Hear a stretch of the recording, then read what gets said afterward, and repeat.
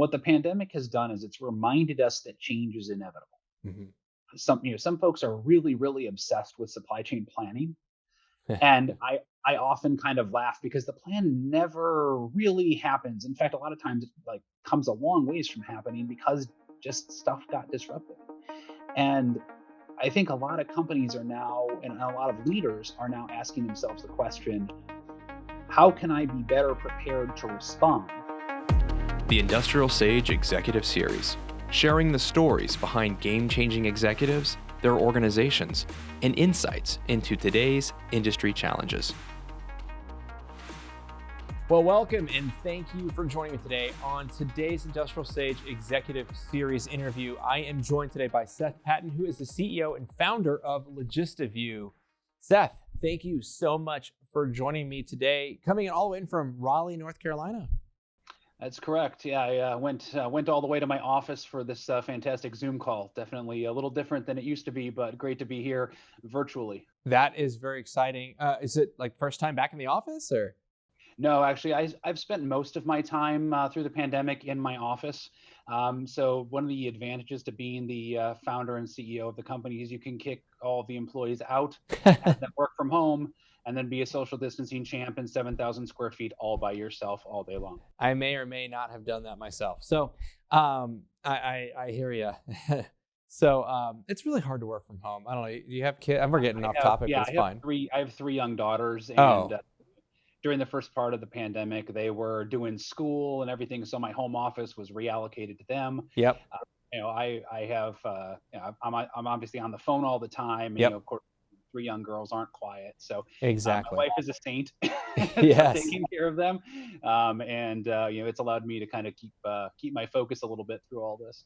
Yep, same exact thing. There's only so many times you can say, if there's a pack of dying squirrels outside my door, I'm sorry, that's what's going on. Right, Like, no. right. So, anyways, so all right. So for those who aren't familiar with LogistiVIEW, just can you tell me a little bit about who you guys are and what you do? Yeah, so LogistiVIEW is a software company that has a software automation platform. We're best known for our vision picking technology. That's kind of where we've had the most kind of notoriety over the last couple years. We've been around for several years now. Started the company in 2014, and we specialize in human automation and robotic automation connected together. And so that's kind of our focus point, and we're kind of new to the industry by supply chain standards anyway. We've been selling since about 2018, so we're still fairly newcomer to the overall market. Oh, excellent. So, I'm excited to kind of get into that a little bit more. Get into the nuts and bolts of what you guys do and looking at challenges. But before that, I kind of want to get to know you a little bit, better. So, tell me, like, how did you get into the space? Like, kind of take me back. So yeah, my history in really warehouse management software, which is really where my focus has been, distribution technology, warehouse management, etc., goes really all the way back to the very beginning of my career. I was my education is in computer engineering from the Milwaukee School of Engineering. And when I was an intern there, I started working at a company that many folks in our industry remember, Red Prairie. Hmm. And so Red Prairie was kind of where I started my career. And over the course of time, obviously, Red Prairie became JDA, and then became, now just recently Blue Yonder. But I spent about 18 months there. Then ended up going to work for one of Red Prairie customer. Then have been in consulting for about the last 15 years. So kind of having that experience, I actually also have another company called Accelogix, which I founded in 2012, and we are a systems implementer and consulting firm that specializes in implementation of Blue Yonder WMS services and associated automation and technology solutions for warehouses. So LogistiVIEW kind of came out of my experience in that field, and some opportunities I saw for improvement. Excellent. Well, yeah. So, during that journey, was there somebody that, had a big impact on you, or a mentor, or somebody that's really, you've taken a lot of insights from? I would say I've had several mentors. They in the early days, In the early days, it was technical mentors who helped me develop my skills as a software engineer, and then over the course of time, I've had a number of folks who were pivotal in structuring my understanding of the business end of this business, both from the logistics side and from the technology and consulting perspective. I remember my first my first boss, or I should say my first boss at my second job after I left Red Prairie, recruited me to the company and had a really cool kind of approach where he gave me the ability to really get ingrained in not just the nits and gnats of a WMS, but really understand the business as a whole and the IT operation as a whole. And that had a profound impact on my future because it gave me the ability to think bigger picture than just, well, hey, this is a support issue on a WMS, or this is a small mod, but really understand the big picture from it was a public company, so I got to see the inner workings of IT at a publicly traded company and learn from that. It was a great experience there. That's awesome. So, um, obviously, being an entrepreneur, starting a new company, a new venture, getting into something new is obviously, it's got its a unique set of challenges. Walk me through your decision-making process to say, hey, I think you said you were in consulting, and then I want to go start this venture. What did that look like for you? Yeah, it was a bit of a process, and one that most people would call me insane for. It actually started when I was 24. Just on the tail end of my role with the company I just mentioned, the video game distribution company. I had a couple of folks who were consulting for that company had started a company, a consulting firm themselves, and I ended up joining that firm as the third partner and third employee, and at a very young age, and with obviously a lot to learn, but some strong technical skills and the willingness to learn. And that was an interesting process over the next 4.5 years. We kind of built that up a little bit, and then kind of for a number of reasons, primarily wanting to kind of go different directions with my focus on LogistiVIEW and software development. In 2012, we went separate ways, and I started accelogix, and then later was able to start LogistiVIEW as accelogix grew and was more successful. So the story, or the early part of that story, is that I chose to go ahead and take that path after my wife had just gotten pregnant with our first daughter. And I went to her and I said, I want to quit my job. Good timing. Most people would have said, you're insane. Why would you do that now? Whatever. And, like I said, she's been a bit of a saint over the years, supporting me on this journey. But, she said, sure, why not? Go for it. And, it was a good decision. That's so, what was those moments though? I think it comes to every entrepreneur that you go through that process. You think, okay, hey, I want to do this. Maybe I don't. Well, I should. Here's the pros and cons. But then there's a definitive moment where you say, I'm doing this and I'm setting my sights on this. What was that moment for you?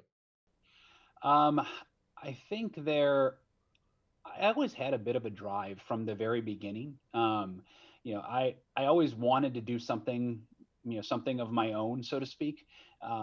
And it wasn't really about necessarily having this light bulb where, all of a sudden my mindset shifted, but rather I had been seeking entrepreneurial opportunities really, even in, high school and college. I was always very curious about how I could go about starting a business, or, finding a market in which I could start a business. I mean, there's all those challenges that, you kind of don't understand when you don't know what you don't know. And when the opportunity presented itself to join a couple other folks who were older than me and had a bit more experience than I did, I found that opportunity to be very compelling, because it was an opportunity for me to, what I believed, was start with something that I could build, that I could truly have an impact on, while not necessarily being the only person responsible for making it all happen. And again, that did end up working out fairly well in the long run, and it was a pretty easy decision when I had to make it. Awesome. Awesome. So, let's kind of move into some of the industry challenges and some things that you're seeing in the space. Obviously, being in the technology space, digital transformation was a big deal, and now it's, it was critical before, but now it's like even more even more critical. What are some of those challenges that you're seeing right now? I think there's, obviously the number one challenge we're all facing is I think this overwhelming feeling like we don't really know what's coming next. Yeah.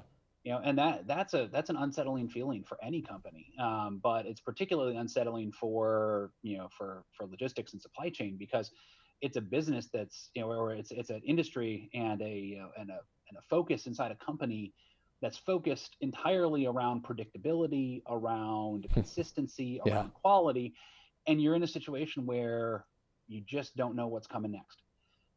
Where will the next demand come from? What will product development suddenly pop out of a hat because the marketing team went and found that the market wants an entirely different thing for an entirely different reason. All of this changes and it impacts my customers very directly. And that's been the most substantial challenge over the last really 90 to 120 days since, certainly since the pandemic kind of started taking hold of America. It's about seeking ways to be flexible while still delivering at the level of service that you're mandated to deliver at. That's a complex thing, especially when you've built systems that are meant to work a certain way, but maybe don't fit the model so well anymore because of what's changed.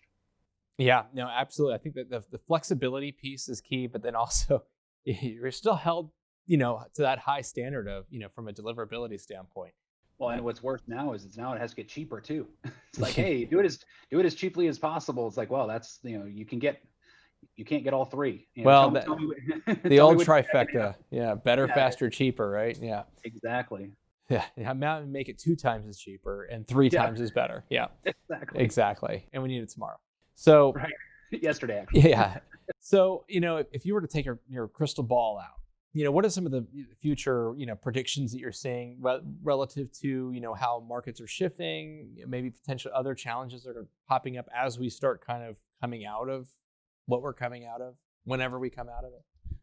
Well, and I think that's part of the challenge is whenever we come out of it, that's the part that we don't know yet. Mm-hmm. So there will be a new normal that, that appears, I'm not going to call it post-pandemic, but maybe a better term is, pandemic normalized. I don't think we're there yet. Yeah. Things are still changing.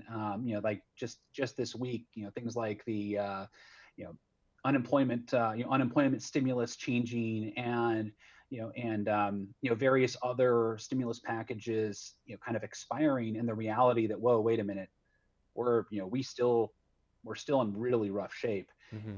How does that play going forward? And presumably that's going to last for another 6 to 12 months. And I sincerely hope that normal comes, or the new normal comes a little sooner than that. But I'm preparing myself for that kind of change, and so are most of my customers. What they're analyzing is, for example, what does Black Friday look like in 2020? Yeah.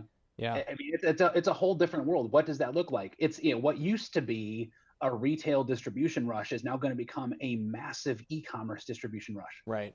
How many warehouses are prepared for that? Right.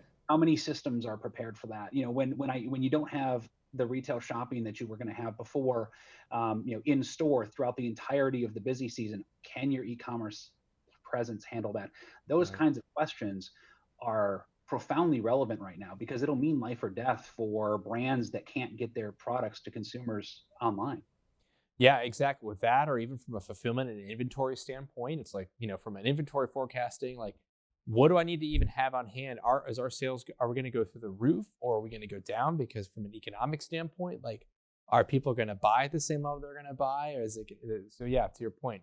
The other thing we're seeing too is disruptions farther back in the supply chain. So Mm-hmm. what you anticipated, what you forecasted, what you ordered may not show up. Yeah. How do you handle that problem? Do you, all of those variations right now are, forefront in the mind of most supply chain practitioners. Yeah, and it's also forefront in the mind too of consumers as well. I mean, even you look at the, big bad, or however you want to characterize that, but you look at Amazon and just all the shift, just on how from obviously beforehand everyone was, as from a consumer standpoint, you are predisposed to saying, hey, I need to get my stuff in 2 days or less, maybe even an hour, depending on where you are, right? Now, I mean, it's like the ability of being able to try to expedite some of that stuff is like completely gone. Like, well, gosh darn it, so the dependability and it's a whole, it's a cluster, but Absolutely. Well, it's something that you wouldn't have predicted. I mean, you take a look at how Amazon particularly has responded to the pandemic. I mean, I don't think they've done a terrible job of executing, but they've had to prioritize. Yeah. And the prioritization has come at the cost of their third-party marketplace. It's come at the cost of smaller vendors who relied on Amazon, and it's come at the cost of their own team to a certain degree, just because COVID has impacted their facilities. Everything that you thought you knew about Amazon on March 13th, by April 13th had broken down. 2-day Prime, forget it. Yep. Next day, Done. forget it. It's not going to happen. And anything in the world that you want, you can get on Amazon in 2 days. Forget it. Not a chance. It's all been completely turned around. And it's something that, again, if you had said on March 13th was the Friday after Modex. Yeah. And it was the day we were all going home with the realization that, oh my God, next week may be the biggest change in the history of, really the biggest change in the history of the country. The literal, the shutdown of our, virtual shutdown of a good chunk of our economy. And it was. And it was. And and the impact of that was just completely unpredictable. And certainly no one would have expected Amazon to be, Amazon's supply chain to break. But if Amazon's supply chain can break under those circumstances, what about everyone else's? Exactly. And that's the thing that's really, really been fascinating to watch and understand. I mean, a lot of our customers are in food and beverage, and in restaurant supply, and the difference is the grocers are, off the charts. Yeah. But their demand is for products that they can't even stock. They don't have enough stock for them. So, that's been a challenge. Then you've got the restaurant suppliers and the event suppliers and catering suppliers. They've got stuff just rotting in the warehouse. Yep. And they're trying obviously to move it in different places to be efficient with it and whatever. But it's this kind of disruption is unprecedented in history, and now everybody has to respond by, and sadly, this is the part that's going to be hard to plan for. When will this happen again? Well, God, I hope never. Yeah. But at the same time, I don't think your CEO is necessarily going to say, oh, well, COVID was a one-time thing. We don't have to worry about that anymore. Yeah. Now you have to plan for it, or at least be prepared for it, be prepared to react. And that requires a technology investment in greater flexibility and, more software orchestration, and really less steel bolted to the floor as the solution. And a lot of companies are just now beginning to plan that reaction process. Yeah, business continuity plans are going to be the thing now. I mean, they were important before, but obviously very neglected. One of the it's a reactionary thing. So being a very reactive response. Let me ask you about, like, how are you guys really helping your customers or prospects to be able to kind of like get through this? What are things that you're doing, your technology are enabling customers and other companies to be able to do? So I think the number one thing that we're trying to help our customers through, both on the consulting firm side and on the LogistiVIEW software side, is helping to plan for disruptions, or to plan through the disruptions, I should say. So, especially in the first few weeks of this, our grocery customers were getting really pounded heavily, and they were they were experiencing unprecedented volumes. There was all the the pandemic buying and everything. Getting them through that process and ensuring their systems were stable, and the existing systems were in place to make all that work. and running smoothly was a pretty big priority. And so we actually, for a while, we were offering free support for anybody who needed to call us, because it was like, okay, if your system's crashing and you don't have a plan in place already, we can help. And that was, thankfully, I think we're past that now, where folks now are, they've at least adapted to the what I'll call the pandemic normal.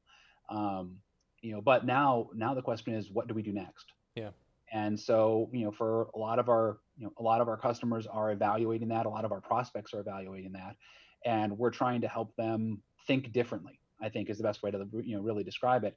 How can I design systems from scratch? How can I design processes from scratch that are built around the ability to adapt to changing consumer behaviors, the ability to adapt to changing inventory availability, or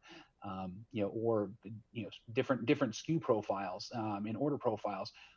All of that is changing, and depending on the company, it's changing in very different ways. So, some of our customers have been completely decimated by this, and their order volumes have dropped off to less than 20% of what they were before. Mm-hmm.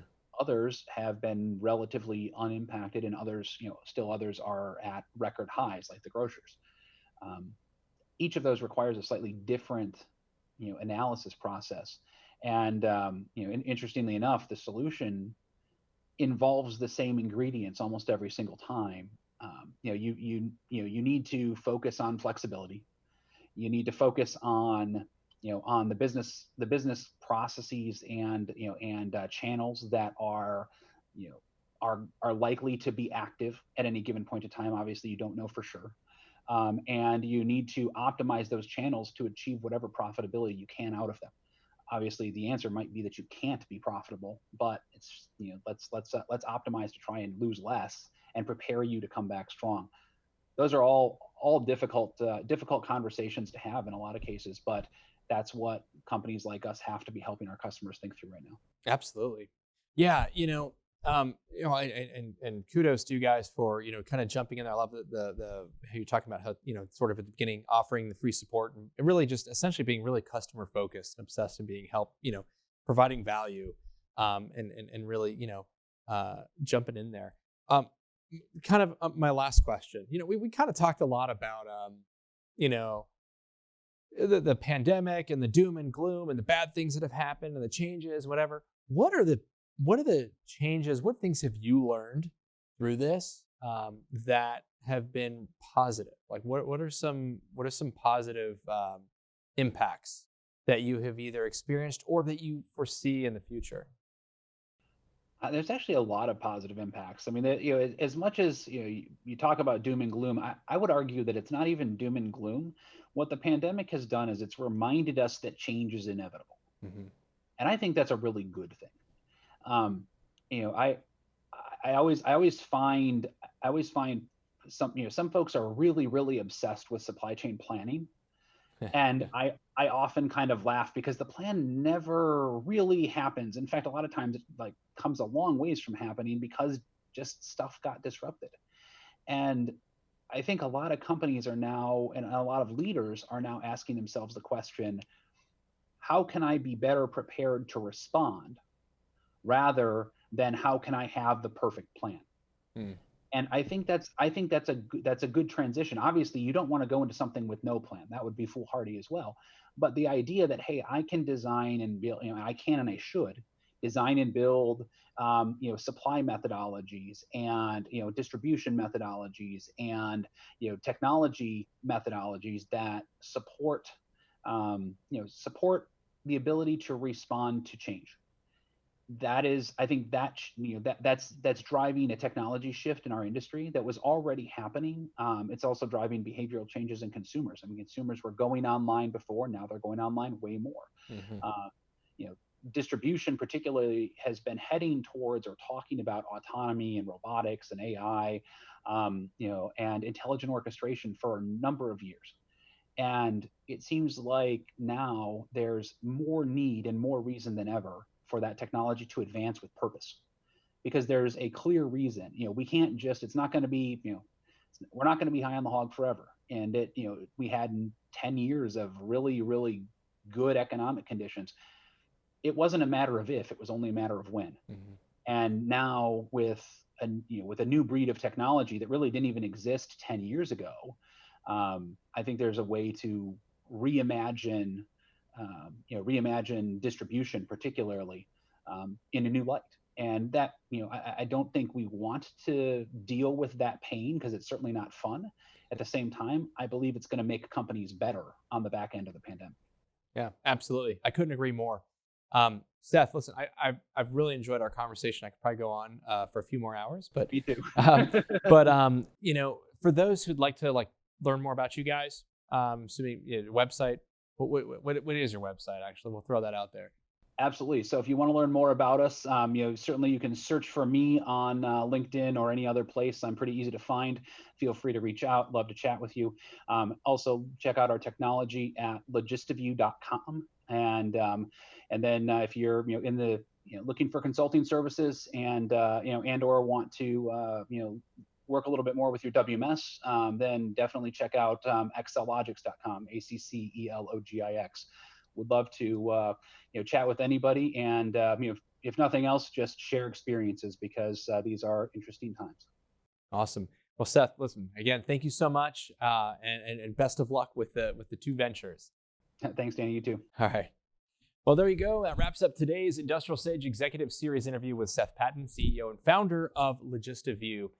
If you liked listening to this episode or watching it, if you're watching, you need to subscribe. And here's how you can do it. You go to IndustrialSage.com if you're not there already. And what you can do is get on our email list. And you want to do that because we've got great episodes like this that come in every single week, on top of other content like our manufacturing news and sales and marketing insights, and a lot of other articles and other pieces of content, webinars, and all that good stuff you don't want to miss. So go ahead and subscribe. We'd love it. If you're listening or watching on social media, we'd love jump in the conversation, engage, add a comment, like, share, all that good stuff. So I'm Danny. That's what I meant to say, and I'm done. And thanks so much for watching today. I'll be back next week with another episode of Industrial Sage.